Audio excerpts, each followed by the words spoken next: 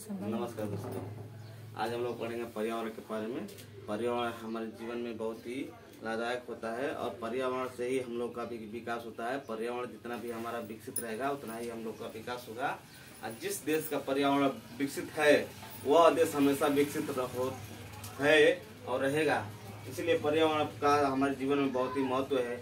इसलिए हम आज पर्यावरण पढ़ेंगे। देखिए पर्यावरण क्या है, पर्यावरण की परिभाषा क्या है। हमारे चारों ओर घिरा हुआ वह क्षेत्र जिसके अंतर्गत सभी जीवधारी वनस्पति विभिन्न प्रकार के पदार्थ ठोस द्रव गैस आते हैं पर्यावरण कहलाते हैं। यानी जो हमारे आसपास का जितना भी यह जो क्षेत्र है इसके अंतर्गत जितने जीवधारी वनस्पति और विभिन्न प्रकार के पदार्थ आते हैं जैसे ठोस द्रव गैस, ये पर्यावरण कहलाते हैं। पर्यावरण का हमारे जीवन में बहुत महत्व है।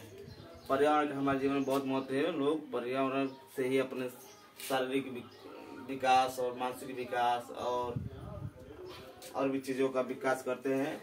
और जो ये पर्यावरण है, पर्यावरण दो शब्दों से मिलकर बना है। पर्यावरण दो शब्दों से बना है। पर्यावरण दो शब्दों से मिलकर बना है। परिधन आवरण, परिधन आवरण। जो परि होता है, इस परि का अर्थ होता है आसपास यानी बाहरी। आसपास या बाहरी यानी आसपास माने अगल बगल के लोग और बाहरी लोगों से संपर्क यानी व्यवहार और वातावरण से जुड़ा हुआ।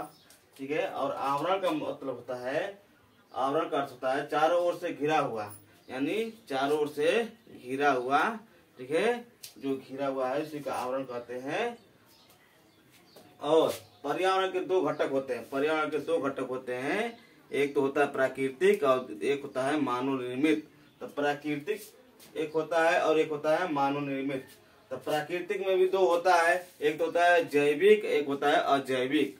तो जैविक में जो होता है वो पेड़ पौधे होते हैं और जंतु, पेड़ पौधे और जंतु होते हैं। अजैविक में होते हैं वायु, जल, स्थल, मृदा, प्रकाश, ताप, ये होते हैं।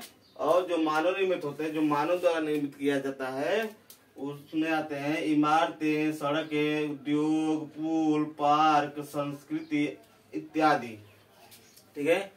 जितने ये होते हैं ये मानव द्वारा निर्मित होते हैं, मानव द्वारा बनाया गया होता है। और ये जो प्राकृतिक चीजें होती हैं, ये जैसे पेड़ पौधे प्राकृतिक द्वारा आता है, जंतु भी प्राकृतिक द्वारा आता है। अजैविक जो होते हैं ये भी प्राकृतिक के द्वारा जैसे आते हैं, जैसे वायु, जल, स्थल, मृदा, प्रकाश, ताप, ये सब पर्यावरण के घटक हैं।